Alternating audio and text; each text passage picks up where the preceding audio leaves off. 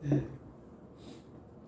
오늘 말씀의 제목이 주에 나와 있는 것처럼 모든 사람의 구원이죠.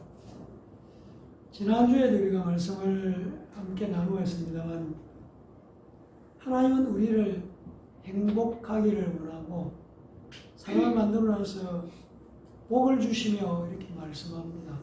그러니까 우리가 예수 믿고 나서 우리는 복을 받을 자, 복을 받는 자라는 우리의 마음의 태도가 중요하죠. 그러니까 복 주시는 예수님을 만났다. 그래서 예수님 때문에 복을 받는다. 라는 것이 우리의 믿음에 기대가 는 것이고 믿음이라는 것 다시 한번 기억하시면 감사하겠습니다. 우리가 우리 주변에서 비행기가 외국에 나갈 때 가깝게는 우리나라에서도 이제 부산 뭐 주변에 갈 때 비행기를 타고 다니죠. 그러나 이 비행기라는 것이 우리가 아는 것처럼 미국의 라이트 형제가 1903년 12월에 최초로 이 비행기를 만들었죠.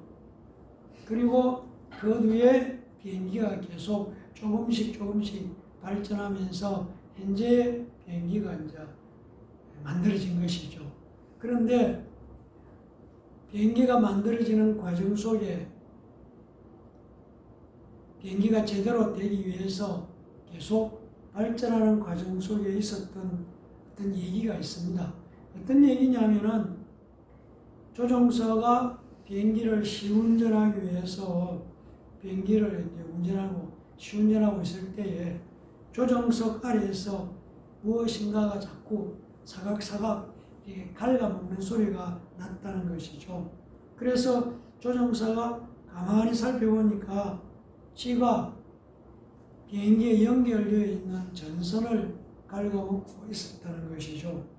그래서 조종사는 그 찌를 없애야 되는데 조종대를 놓을 수 없으니까 비행기를 막 위로 갔다가 좌우로 갔다가 이렇게 고개 비행기를 하면서 지가 갉아먹는 것을 멈추려고 애를 썼지만 지는 여전히 거기에 붙어서 전선을 갉아먹고 있었다는 것이죠.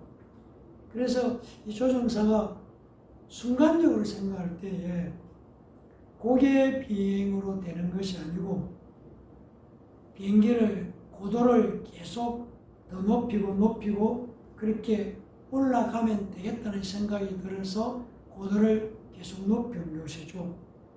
그래서 비행기가 올라갈 수 있는 데까지 올라가니까 그 기압을 견디지 못한 쥐가 죽고 말았다는 것이죠. 모든 사람의 구원과 이 얘기가 무슨 관련이 있을까? 인간이 가지고 있는 근본적인 죄가 무엇일까? 무엇의 우리가 가지고 있는 근본적인 죄일까? 저는 그것은 사람들이 하나님이 계시지 않는 것, 사람들의 마음에 하나님이 없는 것이 근본적인 죄라고 생각을 하는 것이죠. 그러니까 사람들의 마음속에 하나님이 계시지 않으니까 하나님 대신에 다른 것을 찾고 있는 것이 죄라는 것이죠. 그래서 사람들 마음에 하나님이 계시지 않으니까 사람들은 그 공허함을 메우기 위해서 술을 가까이 하게 되고 또 더 나아가서 마약을 찾고 쾌락에 빠지는 것이죠. 하나님이 안 계시니까 사람들은 모여서 파티를 열고 맛있는 것을 먹고 마시고 즐기고 그런 것으로 그 비어있는 공간을 채우려고 한다는 것이죠. 그런데 성경은 분명히 우리가 가지고 있는 이 죄의 문제, 근본적인 죄의 문제는 인간적인 방법을 다 동원해도 해결할 수 없다. 그래서 오직 높고 높은 곳에 계신 하나님께 나아가는 것 외에는 방법이 없다고 우리에게 말씀해 주고 있습니다. 그래서 죄의 문제는 예수님만이 해결할 수 있다고 성경은 우리에게 분명하게 약속하고 있는 것이죠. 그래서 예수님은 자기 백성을 그들에 의해서 구원할 자이시라고 말씀을 하고 있습니다. 그러니까 하나님께 가까이 나아가는 것만이 우리가 아무리 애를 쓰고 또 노력을 해도 안 되는 죄의 문제를 해결할 수 있는 것. 전기선을 갉아먹고 있는 쥐를 잡기 위해서 고도를 높이는 것밖에 조종사가 할 수 있는 방법이 없었던 것처럼 우리의 죄는 예수를 만나야만 해결될 수 있다는 것이죠. 그래서 성경은 인자가 온 것은 섬김을 받으려 하는 것이 아니라 도리어 섬기려 하고 자기 목숨을 많은 사람들의 대속물로 주려 함이라고 말씀하고 있습니다. 우리의 죄를 해결할 수 있는 길, 예수님의 피, 보혈의 공로밖에 없습니다. 아멘. 이렇게 함께 해볼 수 있습니다. 저를 따라서 시작. 나의 죄를 씻기는 예수의 피밖에 없네. 나의 죄를 씻기는 예수의 피밖에 없네. 나를 정케 하기도 예수의 피밖에 없네. 나를 정케 하기도 예수의 피밖에 없네. 아멘. 아멘. 우리가 예수 믿는 사람이라면 성경을 배우면서 예수를 믿고 알고 바라고 계속 예수님을 따라가야 한다는 것을 우리 알고 있습니다. 그러니까 신앙생활에서 믿음이 좋다는 것은 무엇일까? 간단한 것이죠. 예수님과의 관계를 잘 맺는 것, 그것이 믿음이 좋은 것이고 또 신앙이 좋은 것이라는 거죠. 아멘. 다른 것을 잘하는 것이 아니고 예수님과의 관계를 잘 맺는 것. 우리가 아는 것처럼 우리 몸에 피가 흐르기 때문에 우리의 몸 어디를 찔러도 피가 나오게 되어 있지 않습니까? 마찬가지로 성경의 어떤 사건을 찔러봐도 거기에서 예수의 피가 흘러나와야 한다는 것입니다. 사랑하는 성도 여러분, 하나님의 의도는 모든 사람이 구원을 얻게 하는 것이라고 오늘 우리가 읽은 본문 4절이 시작하면서 말씀하고 있습니다. 4절 보면은 우리 함께 읽어볼까요? 시작. 하나님은 모든 사람이 구원을 받으며 진리를 아는 데 이르기를 원하신다고 말씀하고 있습니다. 그러니까 유대인이나 이방인이나 모두가 구원받는 것을 하나님은 원하신다는 것을 오늘 분명히 말씀하고 있습니다. 그래서 모든 사람이 구원받는 것이 하나님의 뜻이라는 것이죠. 그러면서 5절 함께 읽겠습니다. 하나님은 한 분이시요 또 하나님과 사람 사이의 중보자도 한 분이시니 곧 사람이신 그리스도 예수라. 하나님이 한 분이시다. 구약성경 신명기 6장 4절을 보면은 이스라엘아 들으라. 우리 하나님 여호와는 오직 유일하신 하나님이시다. 하나님은 한 분이시다. 그러고 난 다음에 하나님과 사람 사이의 중보자도 한 분이시니 그분이 바로 사람이신 그리스도 예수다. 예수님이 사람으로 인자로 오셨습니다. 바로 그분이 하나님과 사람 사이에 중보의 다리를 놓으시고 화목하게 하시는 분은 오직 우리 주 예수 그리스도밖에 없다는 것을 우리에게 가르쳐 주고 있습니다. 자, 계속해서 6절 말씀 함께 보겠습니다. 그가 모든 사람을 위하여 자기를 대속물로 주셨으니 기약이 이르러 주신 증거다. 이렇게 말씀하고 있습니다. 모든 사람, 유대인이나 이방인이나 상관없이 구별 없이 예수께서 자신의 몸을 대속물로 내어 주셨습니다. 바로 죄에 매여 종노릇 하는 모든 사람을 구원하시기 위해서 자신을 대속물로 내주셨다. 오늘 6절이 그렇게 우리에게 가르쳐 주고 있습니다. 예수님께서 우리를 구원하시기 위해서 피로 값을 치르셨다. 내용이 바로 6절의 말씀이 되는 것이죠. 우리가 히브리서 9장 22절을 보면은 피 흘림이 없은즉 사함이 없다. 이렇게 말씀하고 있습니다. 그러니까 죄를 사하기 위해서는 피 흘림이 있어야 된다. 그래서 우리가 구약 성경에서 계속해서 피 흘리는 소의 피를 흘리고 양의 피를 흘리고 염소의 피를 흘리는 내용들이 구약 성경에 계속 나오는 이유도 죄를 용서받는 데는 피 흘림이 있어야 한다는 것을 말씀하고 있는 것이죠.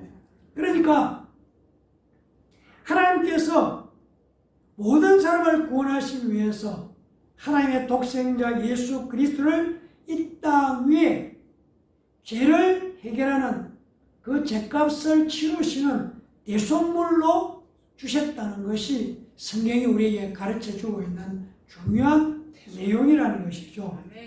그래서 우리는 예수 그리스도를 나의 구주로, 내 구주로 영접하는 사람은 누구든지 구원을 받는다는 것이죠.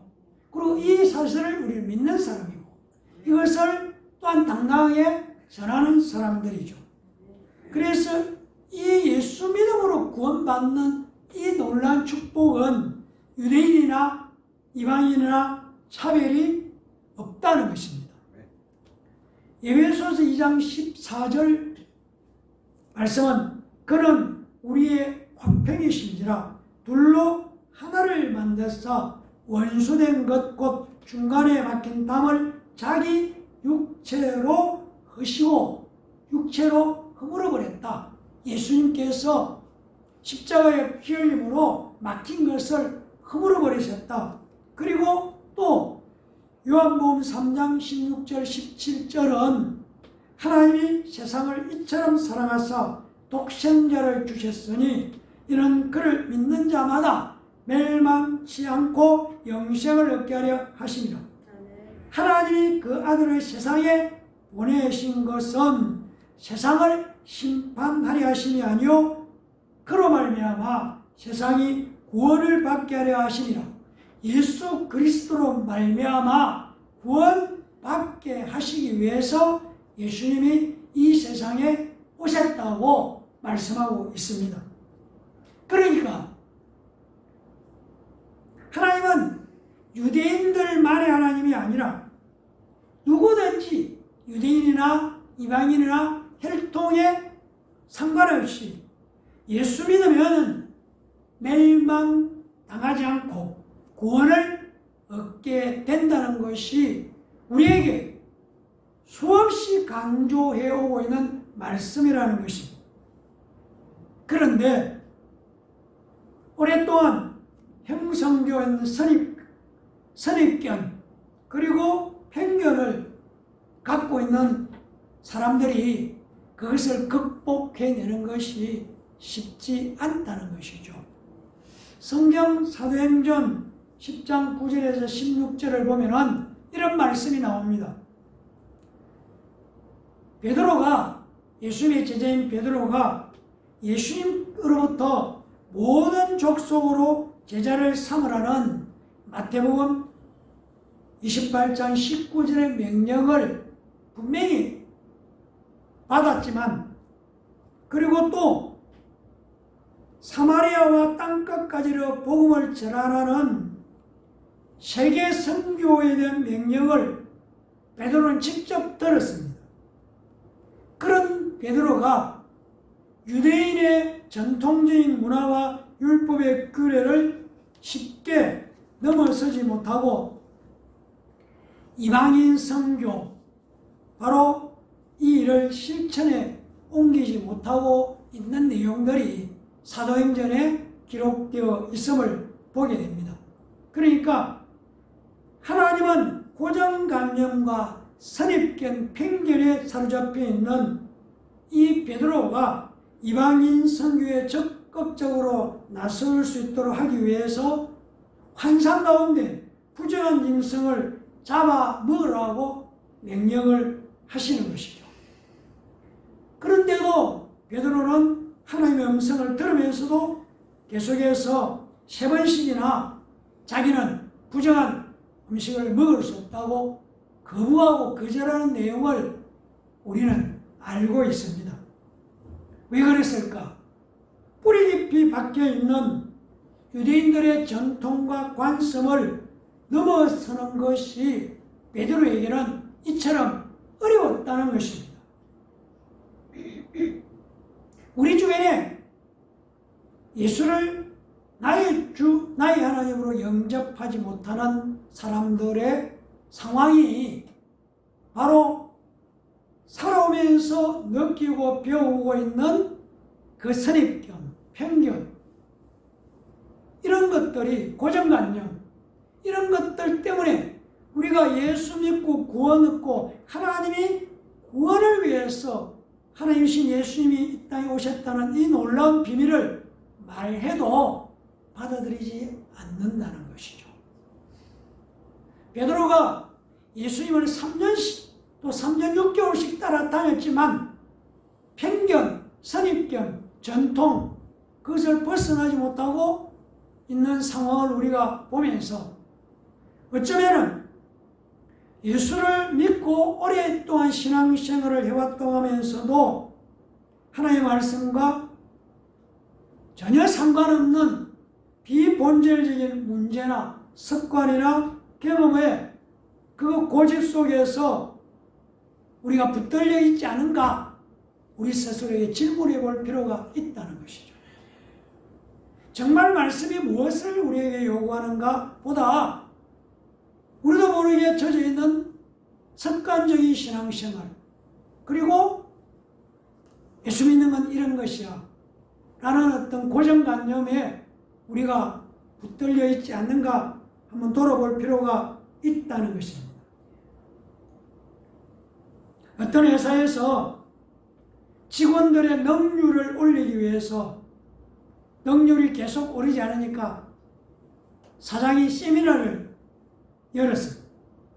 그리고 이 사장이 기퉁이에 점 하나 찍혀있는 하얀 수건을 직원들에게 펼쳐 보여주었습니다.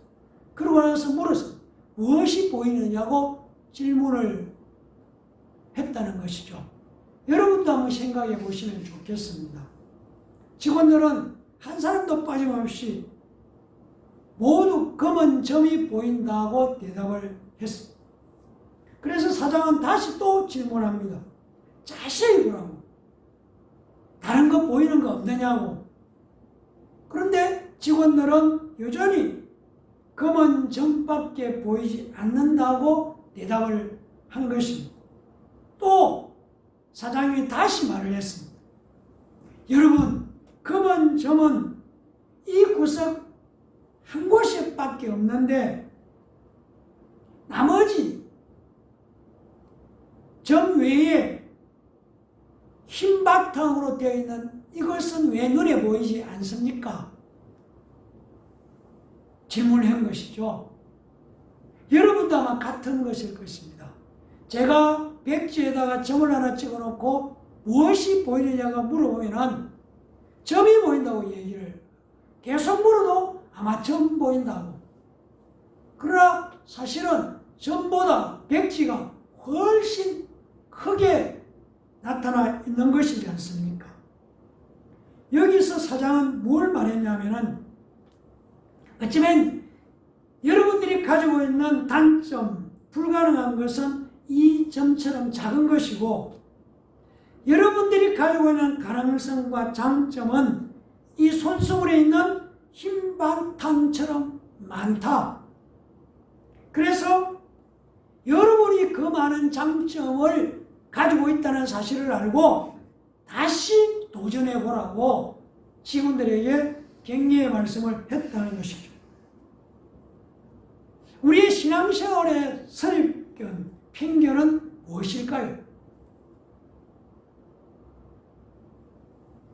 우리 스스로 나는 이런 재능, 이런 걸 잘하고 이런 것을 못해, 이런 어떤 생각을 우리는 가질 수 있는 것이죠.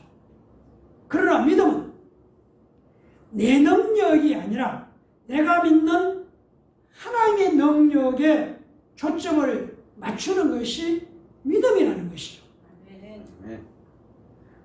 하나님께 초점을 맞출 때 우리가 겪고 있는 환경, 역경, 고난의 문제가 커다란 오늘 손수건의 한 점에 불과한 것이 되는 것이죠.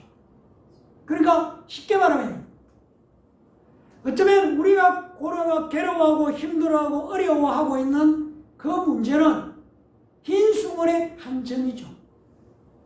훨씬 더 능력 있고 큰 그 넓은 것이 우리가 하나님께 초점을 맞출 때에 그 하나님의 능력으로 해결할 수 있다는 것을 우리는 바라보는 태도가 필요하다는 것입니다. 요한복음 16장 33절은 세상에서는 너희가 환난을 당하나 담대라 내가 세상을 이겼다. 예수님께서 그렇게 말씀하십니다. 우리는 하여금 어디에 초점을 맞춰야 하는가를 말하는 것이죠. 그러니까 너희가 당하고 있는 환난과 역경이 아니라 세상을 이긴 예수를 붙들라는 것이 우리를 향한 도전이라는 것이죠. 로마서 8장 32절은 자기 아들을 아끼지 아니하시고 우리 모든 사람을 위하여 내어주신 이가 어찌 그 아들과 함께 모든 것을 우리에게 주시지 않겠느냐 이렇게 말씀하고 있습니다. 아들을 주신 그 하나님이